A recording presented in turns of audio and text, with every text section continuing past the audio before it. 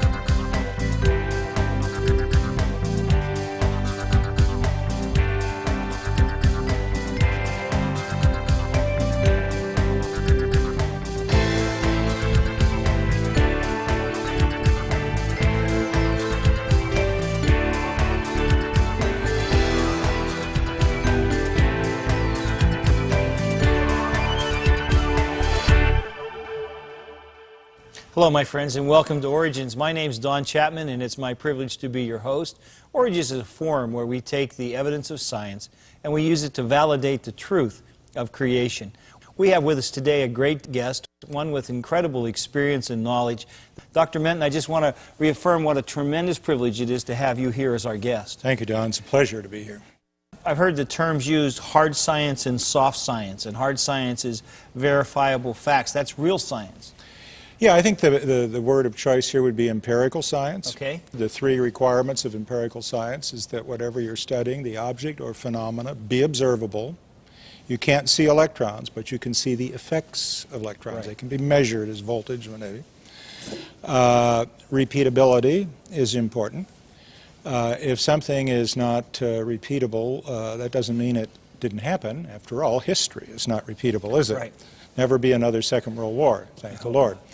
Lots of wars perhaps, but not the Second World War. But it's in the area of so-called prehistorical science that I think we get about most of the speculations that we talk about in the context of evolution. It's very easy to study how the heart beats, to see how it's paced and manages to keep up, how the muscles contract. But when we ask the question, how did we come to get hearts in the first place? Then we leave the realm of empirical science and we get into that area of so-called historical science where really there's no way to come to a final conclusion on anything. Well, let's talk about hair. We're not talking about the musical hair. We're talking about the hair that's on our bodies. Yeah, that's a fascinating subject. As I go around speaking, I think people are perhaps as interested in hair as they are in anything in the body. And on the picture before us right now on the screen, we see a hair. In fact, this is a hair that I pulled out of my own scalp several years ago when I could afford this sort of thing. That was one of your hairs? Yes. Wow. In fact, now that I notice it, I think, Don, maybe you should be giving this lecture since you're the one that has all of the hair intact and I'm the one that's kind of losing it, so they might wonder, what do I know about hair? Well, I sense a little regret that you've lost that one. Yeah, that one never came back. But when we look at that hair, I think sometimes you'd ask the question, how complicated can a hair be? Right. And a hair is just simply beyond our ability to even grasp or understand. One hair. Let's just take a look at that hair now. Right. You'll notice that on the surface of the hair we have a cuticle. It looks like shingles on the roof of a house. And we can mark off some of these cuticles. You can see them here and here and here as we go down the line. Okay. And It's those cuticles that make a hair shirt itch. You hear the expression, he's wearing a hair shirt? Yes. That's why wool sweaters itch. Yes. Little cuticle cells are kind of digging into the skin. They rub against And notice as the hair, it wraps around in a great circle here so that the tip crosses the hair, and it gets narrower as we get to the end, so it comes to a real fine point. So this particular hair hadn't been cut. If it would, it would have looked truncated. The interesting thing is, what is the function of that cuticle? We know it itches, but what does it do? And the intriguing thing is that one thing the cuticle does is to hold the hair together. It sort of wraps around the hair, because inside the hair, the cells are like sticks, a bundle of sticks. And if the cuticle breaks off, the sticks separate, and that's a split end or a split hair. So when you see splits, that's actually not one hair coming apart, but there are various shafts within the cuticle. Well, no, it's all one hair coming apart, but inside that one hair are sort of stick-like dead cells that, Is that right? are packed together. Another important function of that cuticle is that it keeps the hair from snarling. Uh-huh. See, when one hair turns on another one, they sort of lock horns. Right. Cuticle works. If our hair was made of, say, monofilament nylon, can you imagine that, like a light spin casting fish line? If our hair was made out of monofilament nylon, and it was, say, 10, 12 inches long, and somebody just kind of did this to our head, you would never get it unsnarled. You just break out the scissors and cut it off. I can testify to not getting that unsnarled. Thanks to the cuticle, you can unsnarl it. Okay. And to me, that's just by itself one of the most incredible things. There are companies that buy human hair to make wigs. And people just cut it off and put it in bags and send it in. Now, in order for the wig to lay properly, all the hairs have to face the same way. But people have just thrown hair in the bag. It's possible by taking advantage of the cuticle to sort of card this hair out and get every single hair facing the same way without having to look at each one and get it oriented. Finally, the most important reason for that cuticle is that cuticle locks the hair down in your scalp. If it wouldn't be for that, the hair would just pull out very easily. In fact, mammals would quickly lose their hair and probably be the end of them. We wouldn't have any mammals. But it locks in the hair follicle like a ratchet, and that's kind of one of the stories that I'll be sharing with you. But before we get into those details, let's just kind of look at the different types of hairs that we have. We have basically three kinds of hairs. Oh. And as we look at the young lady here, we can see the hair that is kind of an attractive brown there, in fact very attractive, and those hairs are big enough to see. And we call that kind of a hair a terminal hair. That's the kind we all like, at least on our scalps, keep as long as we can. It's long, you can see it, and it has some pigment to it. It could be black, brown, whatever. Another type of hair is the type of hair that is right on our face right here, and even on our nose, and up here on our forehead. You think, well, we don't have hair there, but we do. We have as many hairs on our nose and our forehead per square inch as we do on our scalp. You have hair everywhere? Is that what you're saying? Everywhere on the body we have hair except for the palms and the foot pads, the thick skin. Okay. So terminal hairs are the big ones that we can see quite nicely. The next type of hair that we have is the vellus hair, and that is the kind that's on the face and the nose and the forehead. These hairs are so tiny, they're almost impossible to see, although if you get the light just right, you see a little sparkle maybe along the forehead and the nose. The hairs are tiny, they are colorless. So no matter what color your scalp hair is, the terminal hairs, these hairs are always colorless. And then one final thing that's kind of neat about them, although they're the littlest hairs in the body, they have the biggest oil glands. Oh, really?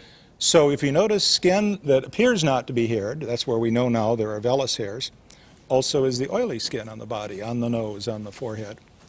And so that's two hairs that we all have. There's a third type of hair that we ought to give some thought to, and in some ways this is the most interesting. It's called a lanugo hair. When a baby is in the womb developing, about 2-3 months before birth, the first hairs are produced.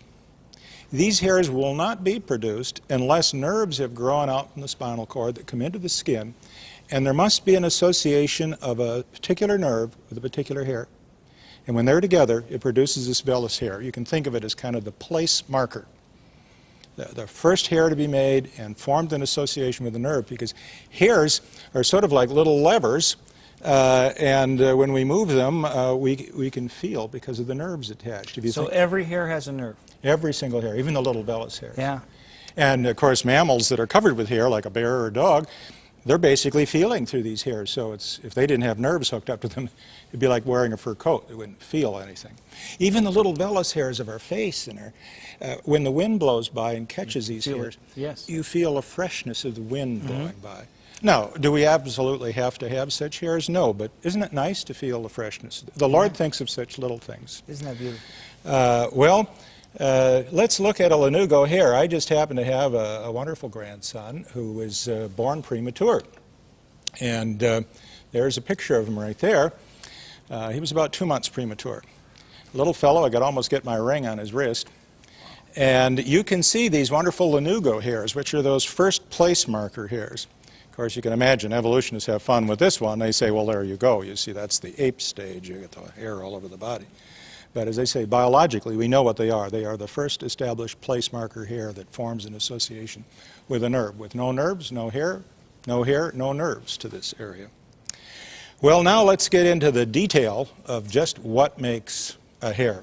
For that, I think I'll just go up to our Show us what you got, my board. friend. Hair grows in a cyclic way. We call it the hair cycle. This is the growing phase. And the hair grows 3/10 of a millimeter a day.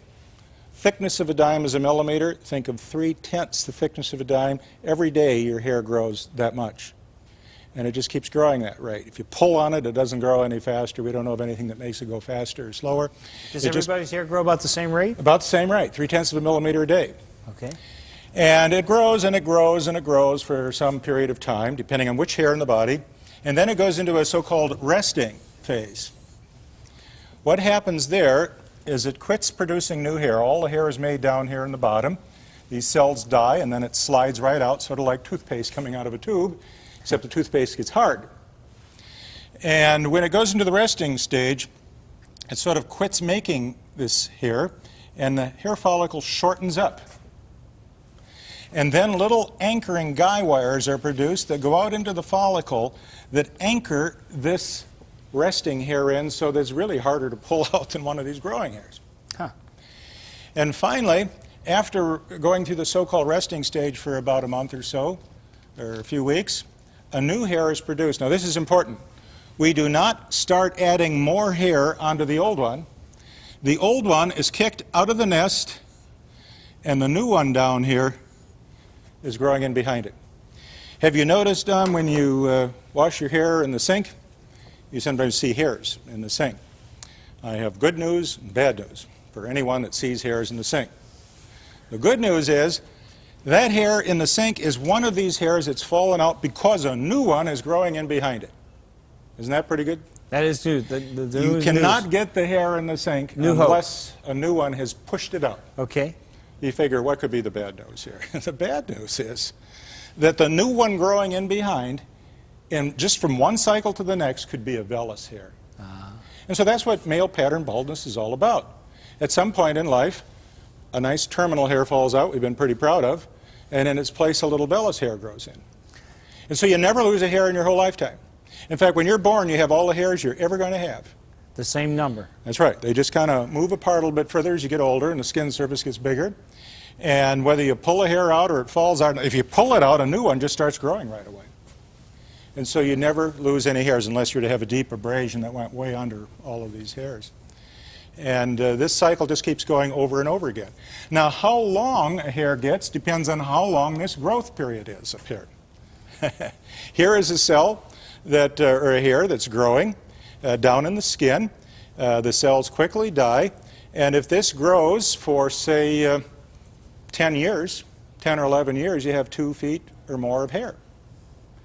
If all of us were to sort of form some sort of a special club where we decide we're not cutting our hair, and we get together 10 years from now to see how things are going, some of us would have hair to our shoulder, some of us would have hair to maybe mid-back, and others maybe all the way down to the base of the spine.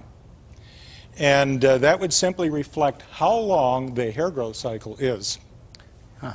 Longer hair growth cycle, it would grow for a longer period of time. This is the way the hair follicle looks inside. It's really pretty complicated. All of the cell division is occurring right here. And as the cells divide, they move up in 7 concentric cylinders, one inside of the other, target fashion. And the inner parts form the hair. This is the hair right in here, in this area. And then out here is the wall of the hair follicle. And so the hair is sliding out of the follicle. Living cells become dead cells, and that makes this dead thread. The problem is, what keeps this thread from just being pulled right out of the follicle? Because if you get a hold of the hair, this is soft down here, it should come out. Well, that's where this locking mechanism comes in. Here is a hair growing in the follicle, living cells from here to here, and from this point up, dead. They just die that fast. The wall of the follicle should be right down here tight against the hair. It's an artifact that it's pulled away here because this is a section. But if that's down tight, notice that there is a lining layer right here, have it over here, and that's called the inner root sheath of the hair follicle. This is a dead layer piled up right close against the hair in life, and it locks the hair in. Let me just stop you there for a minute. Don't you go away. We're in the middle of a fascinating discussion about the intricacy and the complexity of our hair and how it reflects the glory of our God. We'll be back in a minute, and you stay with us. Creation versus evolution. You weigh the evidence. Voyager space probe, an amazing discovery. In 1979, the Voyager space probe filmed a volcano erupting on Io, one of Jupiter's moons. This discovery amazed the NASA scientists who believe in the evolutionary concept that the solar system is billions of years old. Small bodies like this moon should have cooled off long ago. The fact that Io still has volcanic activity when it is supposedly almost 5 billion years old has no adequate explanation. Perhaps Io is still hot because it is not very old.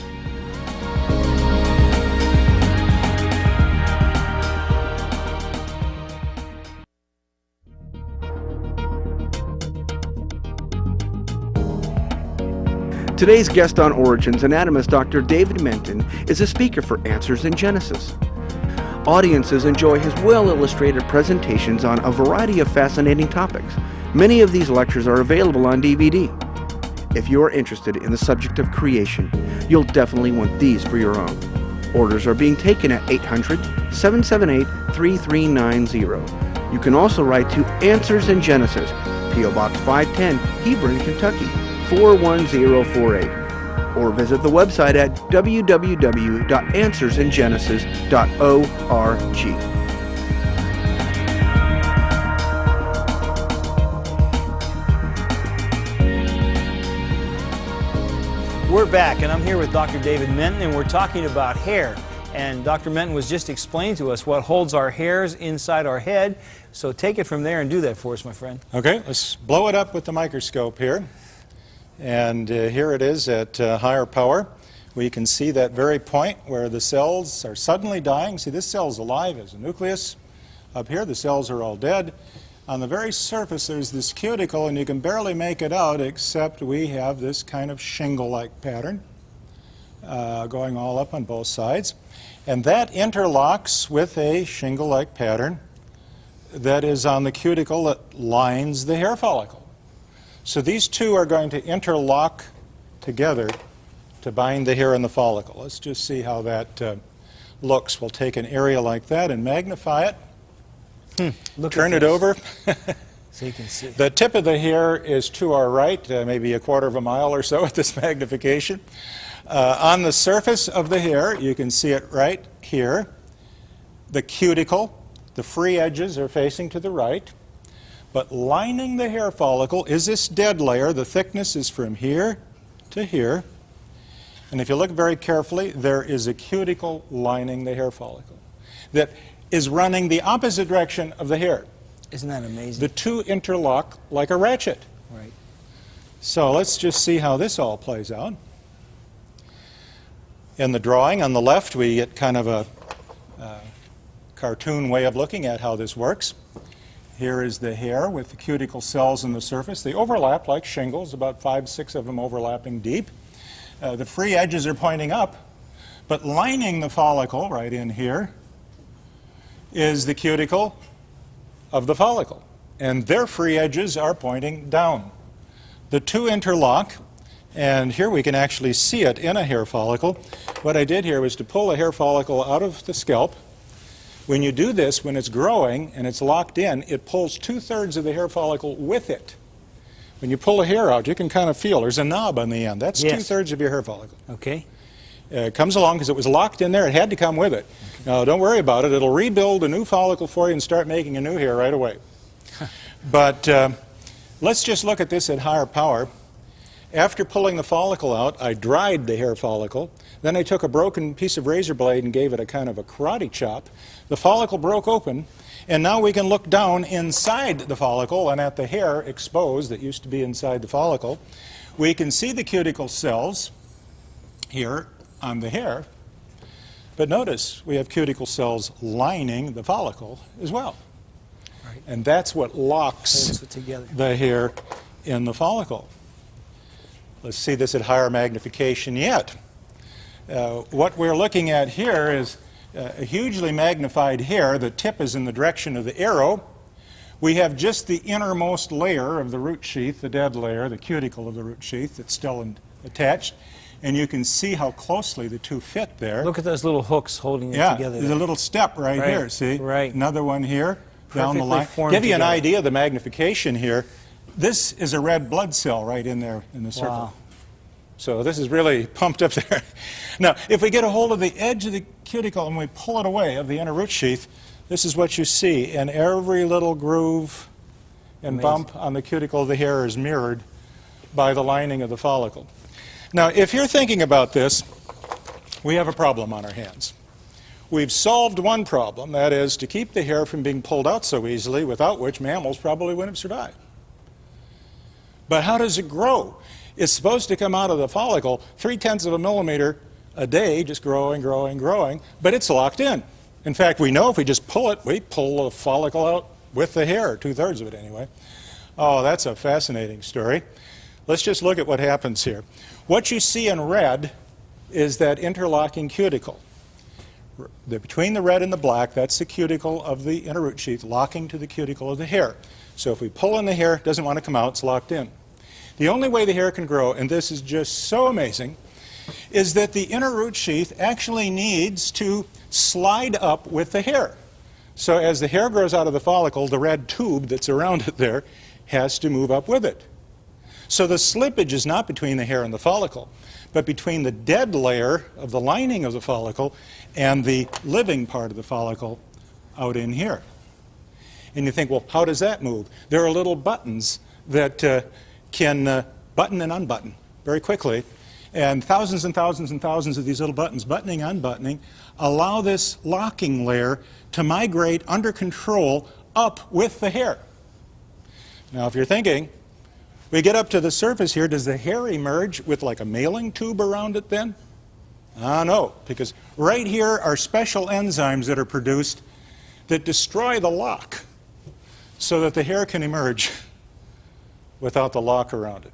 You know, it's no wonder that our Lord says in Matthew chapter 10, verse 29 to 31, "Are not 2 sparrows sold for a penny? And yet not one of them will fall to the ground apart from the will of your Father. And even the very hairs of your head are all numbered." And remember, the Lord doesn't have to change the count because you're born with all the hairs you're ever going to have. The kind of hair changes, the number never does. That's right. It can change from one quality to another, terminal, vellus, lanugo, but the numbers don't change. The very hairs of your head are numbered. So don't be afraid. You're worth more than many sparrows. Come on down here and talk to me, Dr. Minton. What does it mean to know that God uses our hair to tell us of our worth? Well, the Lord tries to communicate to us the level of care that He has for us. And when we understand that He even knows the number of hairs in our head, then certainly He knows the more important things about our life. It's been great having you with us today. You know, I think that these shows that we have done with Dr. Minton are just a tremendous testimony to the glory and work of God in our lives. And I just hope that it helps you to remember that, you know, it's God's view that He made you, and that should be your worldview too. And so until next time, may God bless you. It's been good having you with us, friend.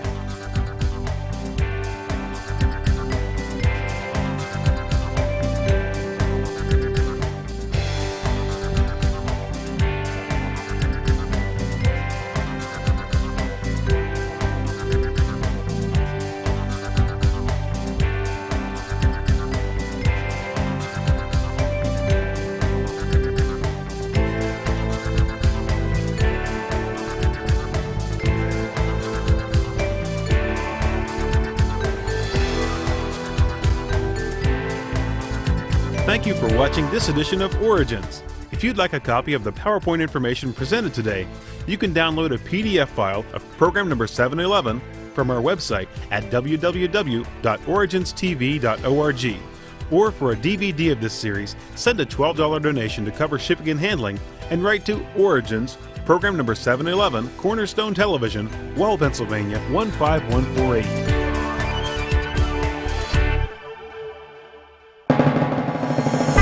Origins is made possible by the faithful prayers and the financial support of you, our Cornerstone Television family.